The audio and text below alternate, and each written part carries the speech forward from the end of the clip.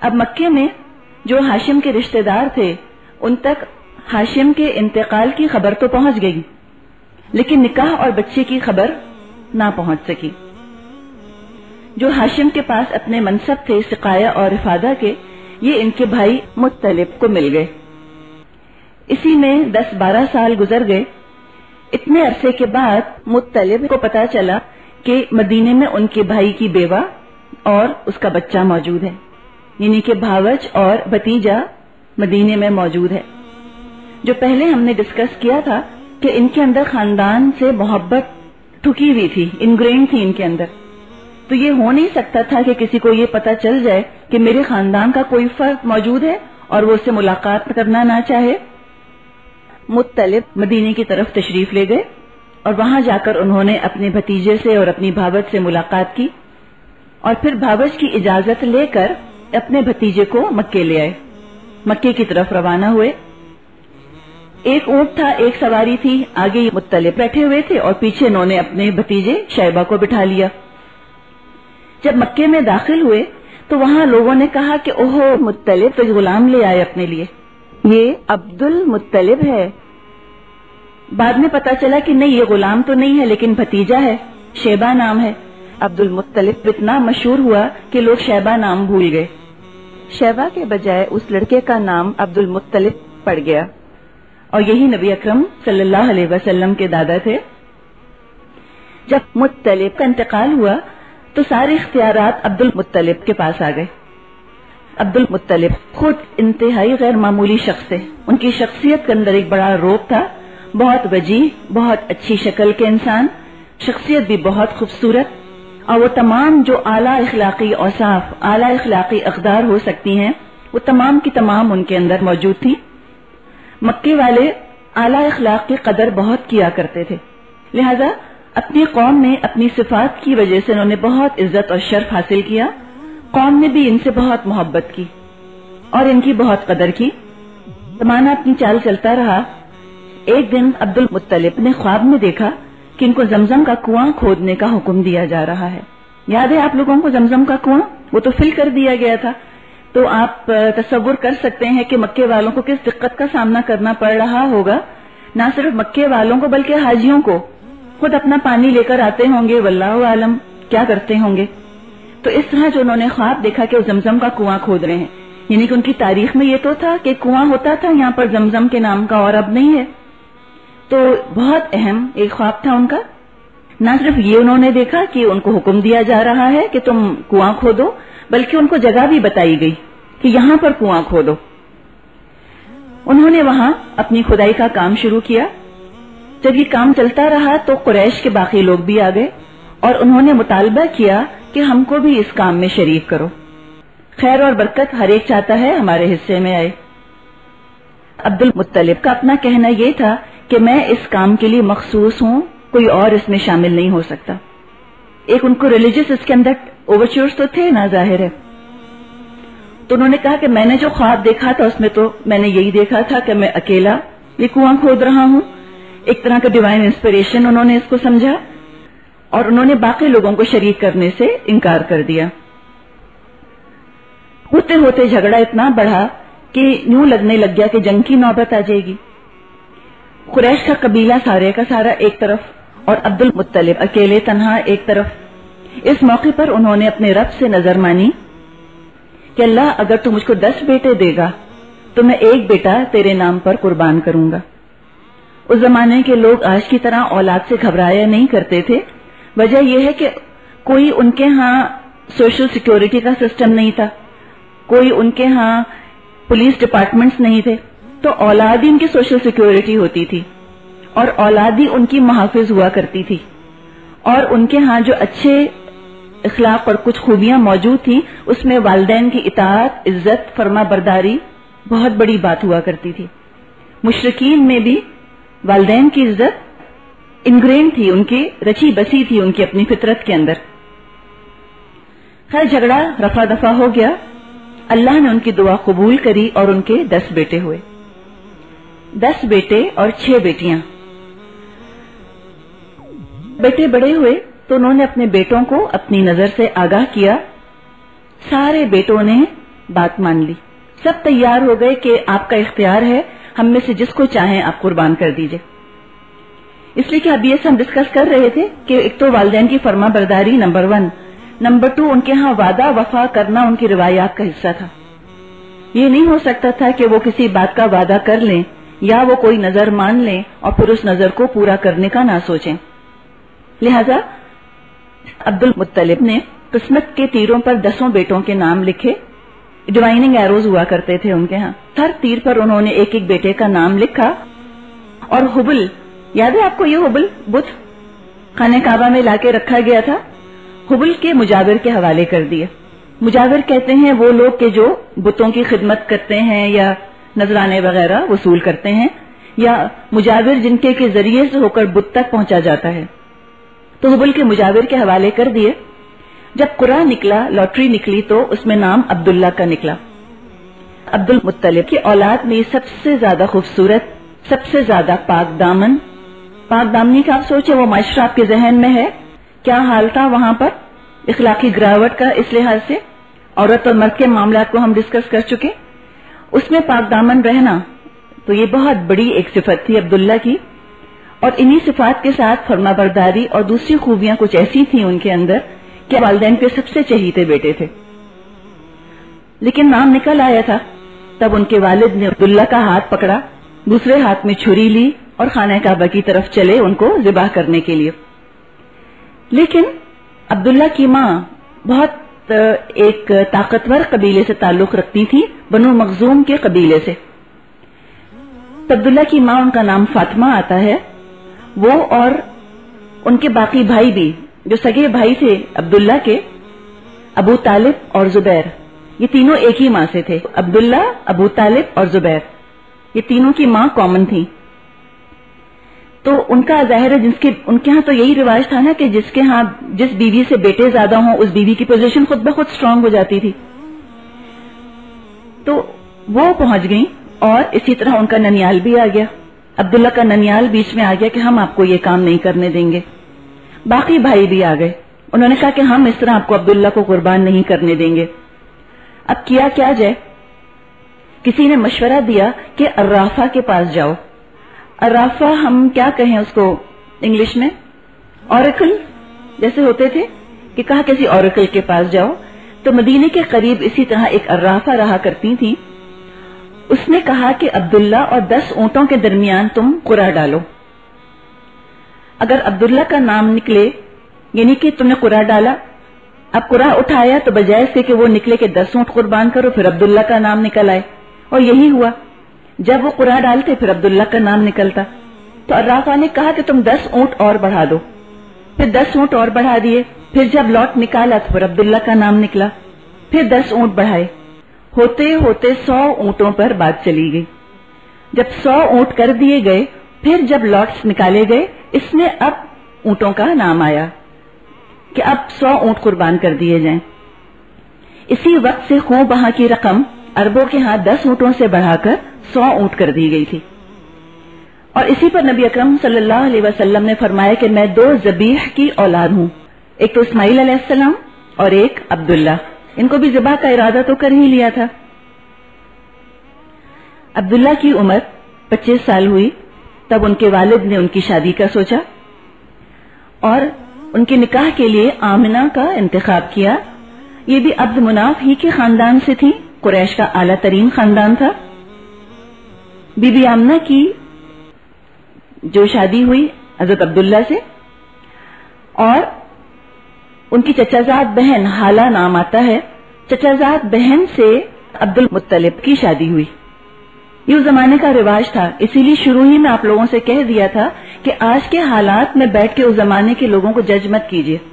ان کے ہاں یہ عام بات تھی, کوئی بڑی بات نہیں کہ اگر بیٹے کا نکاح ہو رہا ہے تو ساتھ ہی باپ بھی ایک اور نکاح کر لے.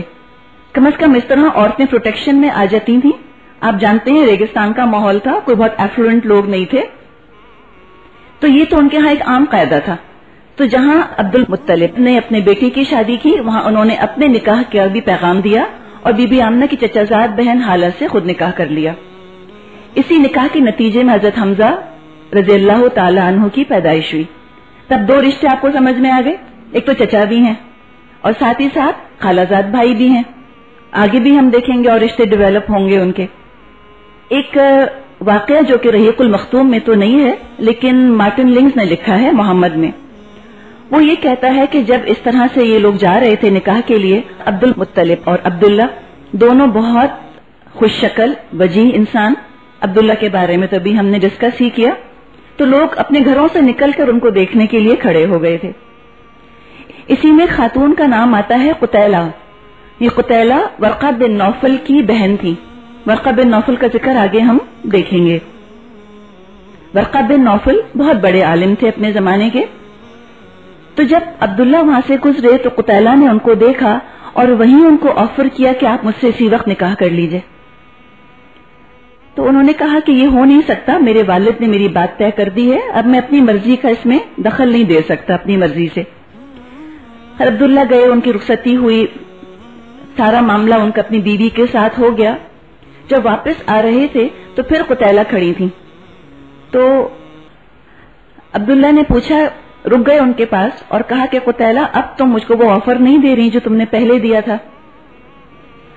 تو وہ کہنے لگی کہ مجھے اب آپ کی شکل پر وہ ایک روشنی نظر نہیں آ رہی. آپ سمجھ رہے ہیں نا بات کو، یعنی کہ وہ جو نطفہ تھا نبی اکرم صلی اللہ علیہ وسلم والا وہ تو پاس ہو گیا، اب تو بی بی آمنہ کے پاس چلا گیا. تو کہنے لگی کہ مجھے اب وہ روشنی نظر نہیں آتی آپ کے چہرے پر. اور یا تو وہ یہ سمجھی ہوں گی کہ شاید عبداللہ ہی آخری نبی ہیں جن کی شکل کے اوپر وہ خاص چمک ہے اور خاص نور ہے، اسی لیے انہوں نے کہا ہوگا. لیکن جب انہوں نے یہ معاملہ دیکھا کہ اب وہ نور نہیں ہے تو اب ان کی بات سمجھ میں آ گئی کہ اپنی بیوی کے ساتھ جو ان کا معاملہ ہوا تو اب وہ چیز جو ہے وہ بی بی آمنہ کے نصیب میں چلی گئی.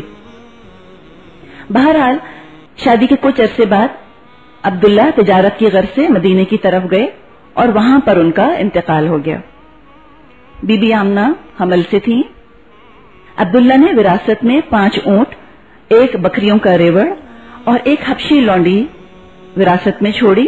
اس حبشی لونڈی کا نام برکت تھا اور ان کا لقب ام ایمن تھا. بہت مشہور ہستی ہیں، کنیت ان کی ام ایمن تھی. اور یہی ام ایمن ہے کہ جنہوں نے نبی اکرم صلی اللہ علیہ وسلم کو گود کھلایا. بہت خوش قسمت خاتون کہ ایک رسول کو گود بھی کھلایا اور اتنی اللہ نے ان کو عمر دی کہ پھر وہ ایمان بھی لائیں ان کی رسالت پر. 9 ربیع الاول یا 12 ربیع الاول، تاریخ کے اندر کافی اختلاف پایا جاتا ہے. بہرحال انہی میں سے ربیع الاول ہی کے کسی مہینے میں، اور بعض روایات میں مہینے کا بھی اختلاف آتا ہے. یہ بھی نہیں کہا جاتا کہ ربیع الاول ہی کا مہینہ تھا یا اس کے علاوہ کوئی اور مہینہ. پیر کے دن موسم بہار میں نبی اکرم صلی اللہ علیہ وسلم کی ولادت ہوئی. شاید ہم کو اس بات پر حیرت ہو کہ اتنا اہم واقعہ اور کیسے نہ لوگوں نے یاد رکھا. پھر آپ کو 1400 سال پہلے مکہ پہنچنا ہوگا. وجہ اس کی یہ ہے کہ ان کے ہاں تاریخ پیدائش اور موت کی تاریخیں یاد رکھنے کا کوئی رواج نہیں تھا، کوئی اہمیت نہیں تھی اس چیز کی.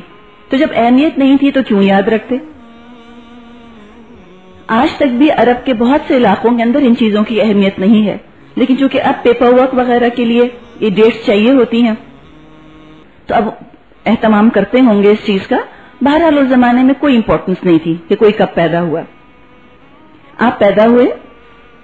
عبد الرحمن بن عوف رضی اللہ تعالی عنہ کی والدہ شفا، انہوں نے دایا کا کام دیا، مڈ وائف کے طور پر وہ موجود تھی. کچھ روایات میں یہ آتا ہے کہ بی بی آمنہ فرماتی ہیں کہ جب محمد صلی اللہ علیہ وسلم کی پیدائش ہوئی تو میرے جسم سے ایک نور نکلا اور اس سے قیصر اور کسریٰ کے محل روشن ہو گئے. واللہ عالم. شروع میں ہم نے یہ بات کی تھی کہ سیرت بیان کرتے ہوئے اوتھینٹسٹی کو بہت زیادہ اہمیت نہیں دی جاتی. چند واقعات ایسے ہیں جن کی اوتھینٹسٹی کا پتہ نہیں لیکن وہ شامل ہو گئے ہیں سیرت میں. یہ واقعہ ان میں سے ایک ہے جو ابھی آپ کو بتایا. نبی اکرم صلی اللہ علیہ وسلم کی پیدائش ہوئی تو آپ کے دادا عبد المطلب تشریف لائے، بہت خوش ہوئے، خانہ کعبہ میں لے کر آپ کو گئے اور وہاں دعا کی، اللہ کا شکر ادا کیا اور دادا نے آپ کا نام محمد رکھا. تعریف کیا گیا. عرب میں یہ نام اس زمانے میں زیادہ معروف نہیں تھا. 4 لوگ ایسے گزرے تھے کہ جن کا نام پہلے محمد رکھا گیا تھا۔ جس سال آپ کی پیدائش ہوئی وہ سال عربوں کی تاریخ میں ایک یادگار سال تھا، اور اس کو عام الفیل یعنی کہ ہاتھیوں کا سال کہا جاتا ہے۔ اس طرح سے ہم کو نبی اکرم صلی اللہ علیہ وسلم کی عمر مبارک کا اندازہ ہو گیا، ورنہ اگر یہ ہاتھیوں والا واقعہ پیش نہ آتا تو ہو سکتا ہے کہ یہ صحیح پتہ نہ چل سکتا کہ آپ کی ایگزیکٹ عمر کتنی ہے۔ تو تاریخ پیدائش میں تو اختلاف یقیناً ہے، لیکن سال پیدائش میں اختلاف نہیں ہے۔ عام الفیل کا واقعہ یقیناً آپ سب کے علم میں ہوگا۔ یمن کے گورنر ابرہا نے صنعا کے مقام پر ایک عبادت گاہ قائم کی۔ یہ خود عیسائی تھا، صنعا کا گورنر حبشی تھا، عیسائی تھا، اور اس نے چاہا کہ مکہ جانے کے بجائے لوگ صنعا کی عبادت گاہ میں آ کر عبادت کیا کریں۔ اور آپ اس چیز کو بھی سمجھ لیجئے کہ عبادت برائے عبادت نہیں تھی۔ اگر لوگ مکہ جانے کے بجائے اور صنعا جانے لگتے تو اکنامک کا، پیسے کا رخ سارے کا سارا صنعا کی طرف مڑ جاتا۔ تو دراصل یہ ایک ترکیب تھی، ایک طریقہ تھا لوگوں کا رخ وہاں پہ موڑ دینے کا، صنعا کی طرف، تاکہ وہاں بھی اکنامک پروگرس ہو سکے۔ کہا یہ جاتا ہے کہ اس نے ایک عبادت گاہ بنائی اور بہت خوبصورت تھی، سب کچھ تھا۔ ایک دن قریش کے قبیلے کے کسی شخص نے رات کے وقت اس کے کلیسا کے اندر گھس کر وہاں پہ گندگی کر دی۔ یہ بات کافی تھی ابرہا کو بھڑکانے کے لیے۔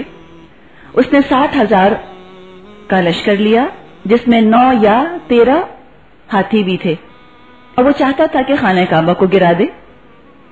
اپنی فوج لے کر وہ چلا، یمن سے چلا مکے کی طرف۔ جب مزدلفہ اور منا کے درمیان وادی محصر میں پہنچا تو وہاں اس کا ہاتھی، اس کا نام محمود آتا ہے، محمود وہاں پر بیٹھ گیا۔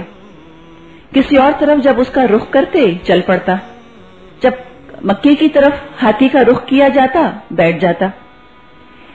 اتنے میں جدہ کی سمت سے چمگادڑوں کی طرح، بیٹس کی طرح چھوٹی چھوٹی چڑیاں آئیں، اور ان کے چونچ میں اور ان کے دونوں پنجوں کے اندر چھوٹے چھوٹے کنکر تھے۔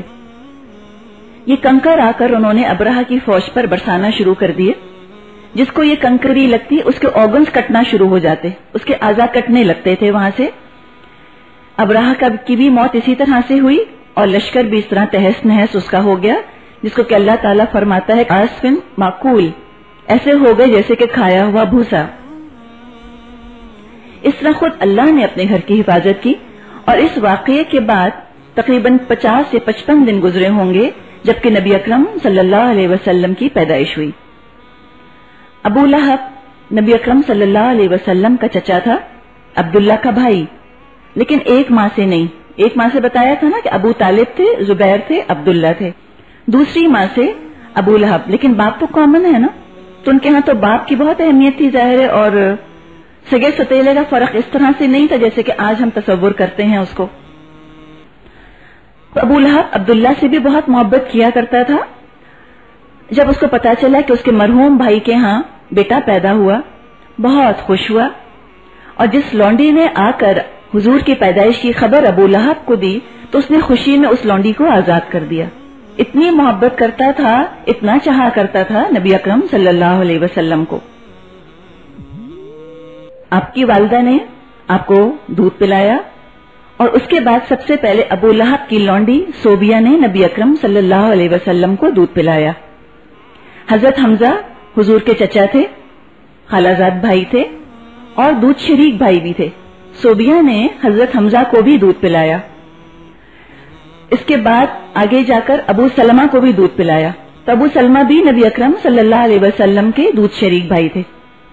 صوبیہ کے اپنے بچے کا نام مسروح تھا، میم سین را واو ہا، مسروح، وہ بھی آپ کے دودھ شریک بھائی ہو گئے۔ تو یہ دیکھا آپ نے کہ دایا کی وجہ سے کتنے ساروں سے بہت قریبی قسم کا تعلق قائم ہو جایا کرتا تھا۔ اس کے بعد عرب میں دستور یہ تھا کہ اپنے بچوں کو شہری بیماریوں سے بچانے کے لیے بدوی عورتوں کے حوالے کر دیتے تھے جو گاؤں وغیرہ میں رہا کرتی تھیں۔ مکہ تو ایک کاسموپولیٹن شہر بن چکا تھا، اور وہاں پہ چونکہ بہت تجارتی قافلوں کا بھی آنا جانا اور میل جول ہوا کرتی تھی، تو زبان بھی اتنی خالص نہیں رہی تھی۔ خالص عربی زبان میں جیسے کہ ہم دیکھتے ہیں ہمارے ہاں اردو میں، پنجابی میں بہت سے انگریزی کے الفاظ آ کر مل گئے۔ آپ پنجاب کے کسی گاؤں میں جائیں تو وہ ٹھیک خالص پنجابی بولیں گے، تو اپنے بچوں کو خالص عربی سکھانے کے لیے پلس ان کو شہری بیماریوں سے بچانے کے لیے مکے کی خواتین اپنے بچوں کو بدوی عورتوں کے سپرد کر دیا کرتی تھیں تاکہ ان کے جسم بھی طاقتور ہوں، زبان بھی خالص سیکھ لیں، اور وہی وہ ان کو رکھتی تھیں اور دودھ پلایا کرتی تھیں۔ قبیلہ بنی سعد کی عورتیں مکے آتی تھیں اور یہاں سے بچے لے جایا کرتی تھیں۔ بنی سعد مکے آیا اور گھروں گھروں میں عورتیں جاتی تھیں اور چھوٹے چھوٹے بچے لے لیا کرتی تھیں سقل کرنے کے لیے۔ بنی سعد ہی کے قبیلے میں حلیمہ سعدیہ تھی۔ اس زمانے میں یہ قافلہ مکے آیا تو بنی سعد کے اپنے علاقے میں قحط پڑا ہوا تھا، یعنی کہ ڈراؤٹ تھا وہاں پر۔ خود حلیمہ سعدیہ فرماتی ہیں کہ میں ایک سفید گدھی پر سوار تھی، سب سے لاغر اور کمزور تھی۔ کہتی ہیں وہ اتنی کمزور، اتنی سست تھی کہ قافلے والے اسے تنگ آ گئے تھے، سب سے پیچھے رہ جاتی تھی اور سارے قافلے کو پھر آگے جا کر انتظار کرنا پڑتا تھا رک کر۔ یعنی کہ ان سارے بیچارے مریل جانوروں میں بھی حلیمہ سعدیہ کی سواری سب سے زیادہ مریل تھی۔ ایک اونٹنی بھی ان کے پاس تھی، لیکن کہتی ہیں کہ ایک قطرہ دودھ کا نہ نکلتا تھا۔ حلیمہ کا اپنا بچہ بھی بھوک سے روتا رہتا تھا اور اس کے لیے ان کے پاس دودھ نہ ہوتا تھا، کھائیں گے پیئیں گے تو دودھ اترے گا، کھانا پینا ہی نہیں ملتا تھا۔ وہ فرماتی ہیں کہ ہم دودھ پینے والے بچوں کی تلاش میں مکے آئے اور ہم میں سے کوئی عورت ایسی نہ تھی جس پر کہ رسول اللہ کو پیش نہ کیا گیا ہو۔ سب سے کہا کہ تم اس کو لے لو، اس نے کہا نہیں۔ کہا اچھا تم اس بچے کو لے لو، اس نے کہا نہیں۔ اسی کو ان کو پتا تھا کہ یہ تو یتیم ہے، در یتیم، اکیلا موتی جو سیپ میں ہوتا ہے اس کو در یتیم کہا جاتا ہے، oyster کے اندر سنگل پرل۔ تو یہ بھی تو ایک موتی تھا لیکن یتیم تھا، تو کسی نے کہا کہ نہیں نہ، پیچھے کوئی خاندان ہے جو ہم کو بہت کچھ مال دے تو ہم کیوں لیں اس کو۔ سب نے ریجیکٹ کر دیا اور کہا کہ بیوہ ماں اور دادا بھلا کیا دے سکتے ہیں۔ ساری دائیوں کو بچہ مل گیا سوائے حلیمہ کے، انہوں نے اس یتیم بچے کو لے لیا اور وجہ یہ بتاتی ہیں کہ مجھ کو اچھا نہیں لگا کہ میں خالی ہاتھ اپنے قبیلے میں لوٹوں۔ کہنے لگی کہ جب میں نے بچے کو اپنے آغوش میں لیا تو میرے سینے میں دودھ امنڈ آیا، جیسے ہی گود ان کو اٹھایا ایک دم سے یہ برکت ان کو محسوس ہوئی، اور جب اس نے پیٹ بھر کر پیا تو ساتھ ہی اس کے بھائی نے بھی پیا۔ دودھ شریک بھائی جو حلیمہ کا اپنا سگا بیٹا تھا اس نے بھی اچھی طرح سے دودھ پیا۔ ادھر ان کے شوہر اونٹنی کا دودھ دوہنے کے لیے تشریف لے گئے، وہی والی اونٹنی جس کے تھنوں میں ایک قطرہ دودھ نہیں ہوا کرتا تھا۔ جب وہ دودھ دھونے گئے تو دیکھا کہ اس کا تھن دودھ سے بھرا ہوا ہے، تو میاں بیوی نے بھی خوب پیٹ بھر کر پیا اور کہنے لگیں کہ بہت آرام سے اور بہت آسودہ ہو کر ہم نے یہ رات گزاری، اور بچہ بھی سویا، ورنہ تمام رات بچہ بھوک سے روتا رہتا تھا اور اس کو پلانے کو کچھ نہیں ہوتا تھا۔ تو نہایت پرسکون اور آرام دہ ان کی یہ رات گزری۔ صبح ہوئی تو ان کے شوہر نے کہا، ابو قبیشہ ان کا نام آتا ہے ان کے شوہر کا، تو انہوں نے کہا حلیمہ اللہ کی قسم تم نے ایک بابرکت روح حاصل کی ہے۔ کہنے کو تو انہوں نے کہہ دیا، ان کو کیا اندازہ تھا کہ کتنی بابرکت روح انہوں نے حاصل کی ہے۔ اب قافلہ واپس جا رہا ہے اپنے ٹھکانے پر۔ اب وہی مریل گدھی جو سب سے پیچھے رہ جایا کرتی تھی، یاد ہے آپ لوگوں کو، فرماتی کہ وہ مریل گدھی اتنی تیز رفتار ہو گئی کہ سب سے آگے نکل گئی۔ گھروں کو واپس آئے، ظاہر ہے وہاں چارہ نہیں تھا جانوروں کے لیے، جانوروں کو بھی تو کھانا چاہیے ہوتا ہے، وہ کھائیں تو ان کا دودھ بنے گا۔ سارے قبیلے کی بکریاں جایا کرتی تھیں چرنے کے لیے، بھوکی واپس آتی تھیں، ان کے تھنوں میں کوئی خاص دودھ نہیں ہوتا تھا۔ حلیمہ سعدیہ کی بکریاں جب جاتی تھیں تو خوب سیر ہو کر، مطمئن ہو کر اور دودھ سے بھرے ہوئے تھن لے کر آیا کرتی تھیں۔ یہاں تک کہ لوگوں نے کہنا شروع کر دیا کہ جہاں حلیمہ اپنی بکریاں بھیجتی ہے ہم بھی اپنی بکریاں وہاں بھیجیں تاکہ وہ بھی اسی طرح آسودہ ہو کر لوٹیں۔ وقت گزرتا گیا اور کیا دیر لگتی ہے وقت گزرتے ہوئے، یہاں تک کہ بچے کا دودھ چھڑانے کا وقت آ گیا۔ 2 سال کا ہوتے ہوتے وہ فرماتی ہیں کہ بچہ بہت مضبوط اور طاقتور تھا۔ ہوتی ہے نا بعض بچوں کی اٹھان بہت اچھی ہوتی ہے، تو بہت اسٹرانگ بونز، اسٹرانگ فزیک، صحت مند بچہ تھا۔ اس بچے کی وجہ سے حلیمہ سعدیہ فرماتی ہیں کہ ہمیں برکت اتنی ملی، اسی لیے ان کا جو لقب ہے نا وہ سعدیہ ہے، مبارک، بہت خوبصورت نام ہے سعدیہ، برکت کے ساتھ مبارک۔ اور سعدیہ یا بنو سعد کے قبیلے سے چونکہ ان کا تعلق تھا اس لیے ان کو سعدیہ کہا گیا۔ اس بچے کی وجہ سے جو بھی کچھ برکتیں انہوں نے اپنے گھر میں اور اپنے خود اپنے جسم میں انہوں نے دیکھی تھی، تو نہ وہ نہ ان کے شوہر وہ نہیں چاہتے تھے کہ بچہ واپس جائے، لیکن بہرحال ملانے کے لیے ماں کے پاس تو لے جانا ہوتا تھا. تو بی بی آمنہ کے پاس محمد کو صلی اللہ علیہ وسلم ان کو ملانے کے لیے لے تو گئیں، لیکن پھر بہت اصرار کر کے واپس اپنے ساتھ لے آئیں. آپ کی عمر 4 یا 5 سال کی تھی. بنو سعد میں آپ رہ رہے تھے اور آپ اپنے ساتھیوں کے ساتھ کھیلا کرتے تھے. اتنے میں یہ یعنی کہ روٹین تھا، بچوں کا ساتھ گئے ہیں اور کھیل رہے ہیں. اتنے میں کچھ بچے دوڑے ہوئے آئے حلیمہ کے پاس اور کہنے لگے کہ محمد قتل کر دیے گئے. اب وہ گھبرا کر گئی ہیں، جا کر دیکھا کہ نبی اکرم صلی اللہ علیہ وسلم بیٹھے ہوئے ہیں، لیکن چہرہ ان کا کچھ اترا ہوا ہے. یہ واقعہ صحیح مسلم میں حضرت انس رضی اللہ تعالیٰ عنہ سے مروی ہے. نبی اکرم صلی اللہ علیہ وسلم فرماتے ہیں اپنی اس واقعے کا ذکر کرتے ہوئے کہ میں یعنی کہ ایگزیکٹ الفاظ میں نہیں سنا رہی آپ کو حدیث کے، اس کا ایک خلاصہ بتا رہی ہوں. اللہ کے رسول نے فرمایا کہ وہ اپنے ساتھیوں کے ساتھ کھیل رہے تھے. اتنے میں جبریل امین تشریف لائے، حضور کو لٹایا، ان کا سینہ چاک کیا. یہ ہڈی ہوتی ہے نا سٹرنم، یہ تو اب ہم کو پتا ہے. سینہ چاک کیا یعنی کہ یہ بریسٹ بون انہوں نے کھولی ہوگی. اسٹرنم کو کاٹ کے دل باہر نکالا اور اس میں سے ایک کالا ٹکڑا نکال کر الگ کر دیا. فرمایا یہ تم میں سے شیطان کا حصہ ہے. اس کے بعد دل کو ایک برتن میں برف اور زمزم کے پانی میں رکھا، اس کو دھویا اور اس کے بعد دوبارہ دل کو اس کی جگہ پر رکھا اور سینہ جوڑ دیا. یہ واقعہ بچوں نے بھی دیکھا. تبھی وہ دوڑے ہوئے آئے اور کہا کہ محمد قتل کر دیے گئے. اور اسی پہ حضرت حلیمہ فرماتی ہیں کہ میں نے دیکھا کہ آپ کا چہرہ کچھ زرد اور کچھ اترا ہوا ایسا تھا. اب یہ واقعہ اس زمانے کے لوگوں کے لیے تو شاید بہت ہی ایک عجیب و غریب واقعہ ہو. آج کل کے انسان کے لیے کچھ مشکل نہیں یقین کرنا اس واقعے کے اوپر. اوپن ہارٹ سرجری تو عام پروسیجر بن کے رہ گیا ہے. سرجن دل کو ٹھیک بھی کر دیتے ہیں، اس کی ڈیفیکٹس دور بھی کر دیتے ہیں، دل ریپلیس بھی ہو جاتے ہیں. اور اسی طرح جب دل کو ریپلیس کرنا ہوتا ہے تو دل کو نکال کر برف اور سلائن سولوشن میں رکھا جاتا ہے. یہ جو زمزم کے پانی کا ذکر صحیح مسلم کی روایت ہے اس میں بھی ہے، لیکن برف کا ذکر مارٹن لنگز نے اپنی کتاب میں کیا ہے. اس نے کہا کہ برف بھی تھی اس کے اندر اور اس کے اندر زمزم کا پانی بھی تھا. اور زمزم کے بارے میں ہم جانتے ہیں کہ اس کے اندر سالٹ کنٹینٹ زیادہ ہے، تو سمجھے ایک طرح کا سلائن سولوشن ہو گیا. تو اسی طرح جیسے آج یہ دل رکھا جاتا ہے، آپ کا دل نبی اکرم صلی اللہ علیہ وسلم کا دل بھی اسی طرح رکھا گیا اس کے اندر.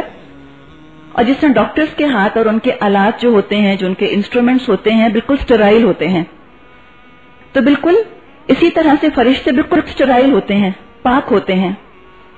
یہ ساری باتیں ہمیں ڈسکس کرنے کی ضرورت اس لیے پیش آتی ہے کہ بعض دفعہ اسکیپٹسزم آ جاتا ہے انسان میں. ہم کوئی واقعہ سن کر کہتے ہیں کہ یہ کیسے ہو سکتا ہے، تو صرف وہ جس کے دل میں شیطان کوئی ایسا خیال ڈال دے تو پھر بعض دفعہ لوگ کوشش کرتے ہیں کہ ذرا سائنٹیفک اینگل سے اس کو ایکسپلین کر دیں، ورنہ سائنس ایکسپلین کرنے کی ضرورت نہیں ہے. جو اللہ کسی بھی چیز کے بغیر سب کچھ ہمارے اعضاء بنا سکتا ہے، تو اس کے لیے کون سی بڑی بات ہے کہ اس طرح کسی بچے کو لٹا کر اس کا دل پاک کر دیا جائے. جب انسان یہ کام کر لیتے ہیں، دل بدل دیتے ہیں، تو اللہ کے لیے کون سا مشکل ہے دل کا ڈیفیکٹ دور کر دینا. جب یہ واقعہ پیش آیا تو حلیمہ سعدیہ کو ڈر محسوس ہوا اور انہوں نے جا کر آپ کو حضرت آمنہ کے حوالے کر دیا. 6 سال کی عمر تک آپ اپنی والدہ کے پاس رہے. کچھ عرصے کے بعد بی بی آمنہ نے یثرب جانے کا ارادہ کیا. یثرب دراصل مدینے کا پرانا نام ہے. مدینہ تو بعد میں پڑھا جب نبی اکرم صلی اللہ علیہ وسلم وہاں کر آباد ہو گئے. اس سے پہلے اس کو یثرب کہا جاتا تھا. وہاں پر ان کے شوہر کی قبر تھی، اس لیے کہ وہیں پہ انتقال ہوا تھا نا حضرت عبداللہ کا، تو انہوں نے سوچا اپنے شوہر کی قبر پر میں جاؤں. تو عبد المطلب، ام ایمن اور محمد صلی اللہ علیہ وسلم کو ساتھ لے کر اپنے شوہر کی قبر کی زیارت کے لیے گئیں. واپسی میں بیمار ہوئیں اور ابوا کے مقام پر ان کا انتقال ہو گیا. عبد المطلب پہلے ہی عبداللہ کے بیٹے سے بہت محبت کرتے تھے. ایک تو ظاہر بہت شہید تھے بیٹے کی اولاد، اور خود اللہ کے رسول صلی اللہ علیہ وسلم کی اپنی خوبیاں بہت تھیں. ماں کے انتقال کے بعد تو ان کے جذبات میں پھر اور بھی اضافہ ہو گیا، اور بھی رحم اور ایک محبت کا چشمہ پھوٹ بہا ہوگا ان کے دل سے مزید. तो 6 साल के पोते पर उन्होंने अपनी मोहब्बत निछावर कर दी, बड़ों जैसी उनको इज्जत दिया करते थे। इब्न हिशाम का बयान है कि खाने काबा के साए में उनके लिए फर्श बिछाया जाता था और उनके सारे बेटे हमजा तक को इजाजत नहीं थी कोई उस फर्श पर आकर बैठे। फर्श यानी कि कोई स्प्रेड बिछाया जाता था ना वहां पर, लेकिन नन्हे मोहम्मद जब तशरीफ लाते तो उसी पर बैठते, और जब चचा उनको वहां से उतारने की कोशिश करते, दादा फरमाते कि नहीं, इसको मेरे इस बेटे को छोड़ दो, बखुदा इसकी शान निराली है। फिर हुजूर की पीठ सहलाते रहते और उनको देख देख कर खुश होते रहते थे। तब नबी अकरम सल्लल्लाहु अलैहि वसल्लम की उम्र 8 साल हुई तो इतनी मोहब्बत करने वाले दादा का साया भी सर से उठ गया। अब आप ये देखिए, इतनी छोटी सी उम्र है, टेंडर एज है ना, 8 साल, क्या उम्र होती है। उसमें पैदाइशी ही बिन बाप के, उसके बाद माँ से इतने से दूर तो रहे ना, जब हलीमा सादिया के पास रहे, जब माँ के पास थोड़े ही दिन रहे तो माँ भी चली गई, उसके बाद दादा ने अपने पास रखा, दादा का इंतकाल हो गया। तो 3 मोहब्बत करने वाली हस्तियों से इतनी छोटी सी उम्र में महरूम हो गए। अगर आज किसी के साथ ऐसा वाकया पेश आए तो लोग कितना तरस खाते हैं, और वो शख्स खुद भी सेल्फ पिटी का शिकार हो जाता है, बहुत खुद को मजलूम समझता है, अपनी शख्सियत के अंदर कोई कमी, कोई कोताही, कोई अंडर कॉन्फिडेंस रह जाए, उसका सारा इल्जाम इस बात पर डाल दिया जाता है कि बेचारा यतीम दूसरों के सहारे पर पला है ना, तभी तो शख्सियत टूटी फूटी है। ये आम एक बात कह दी जाती है। तो यहां जरा सा रुककर हम एक बात समझ लें।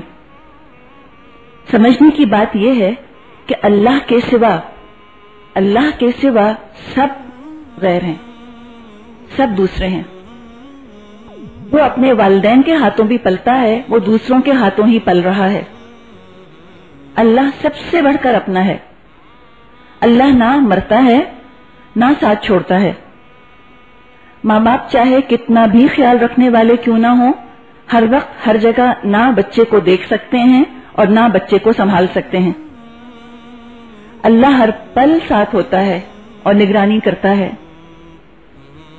तो जो बच्चे माओं की गोदों में भी पले हैं, कभी कोई माँ ये ना सोचे कि हमने बचा लिया अपने बच्चे को। हम सब जानते हैं कि कितने मौके ऐसे आए हैं बच्चों के साथ कि अल्लाह ही ने बचाया। गोदों से बच्चे गिर पड़ते हैं माओं के और मर जाते हैं। तो अल्लाह ही क्या है, जो भी कुछ फैसला होता है अल्लाह के इख्तियार में है। साथ तो अल्लाह होता है, अल्लाह ही देखभाल करता है। बड़ी मशहूर कहावत है कि वालिदैन तदबीर के साथी होते हैं, तकदीर के नहीं। वालिदैन किस्मत के आगे बेबस हो जाते हैं, किस्मत का लिखा नहीं पलट सकते, जबकि अल्लाह तो किस्मतों का लिखने वाला है। तदबीर भी अल्लाह की है और तकदीर भी अल्लाह ही के हाथ में है। लिहाजा वो सबके पालने का, सबके खाने का बंदोबस्त कर देता है। हमारा दरअसल अपना काम करने का ये है कि कभी दूसरों के ऊपर इतना तरस खाने की जरूरत नहीं। रहम दिली और बात है, तरस और चीज है। रहम का तकाजा तो ये है कि जो कुछ किया जा सके वो कर दिया जाए ऐसे बच्चों के साथ, लेकिन तरस खा खा कर उनकी शख्सियत को तोड़ फोड़ कर रख देना, खुद भी बेचारा बेचारा उनको कहना, और तरस किसी को नहीं अच्छा लगता। मजलूम बना रहना किसी को अच्छा नहीं लगता। हर एक चाहता है कि जैसे औरों के बच्चे ट्रीट हो रहे हैं हम भी ऐसे ही ट्रीट हों। तो यतीमों को अच्छा नहीं लगता कि उनको यतीम यतीम कहा जाए हर वक्त। आप उनके साथ अच्छा सलूक करें। तभी अल्लाह के रसूल सल्लल्लाहु अलैहि वसल्लम ने फरमाया कि यतीम के सर पर हाथ फेरने से गुनाह झड़ते हैं, और जितने यतीम के सर पर बाल होते हैं उतनी ही नेकियां मिलती हैं।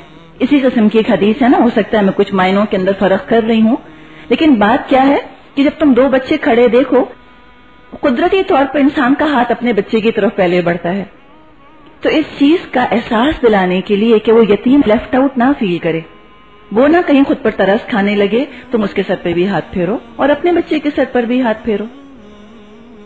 तो बात यह है कि खुद इंसान कभी ऐसा ना सोचे, उनके बारे में बेचारा बना के ना रखे, और ना वो कहीं खुद को बहुत बेचारा समझे या बहुत नेगेटिव कोई एक पर्सनैलिटी अपनी डेवलप करें।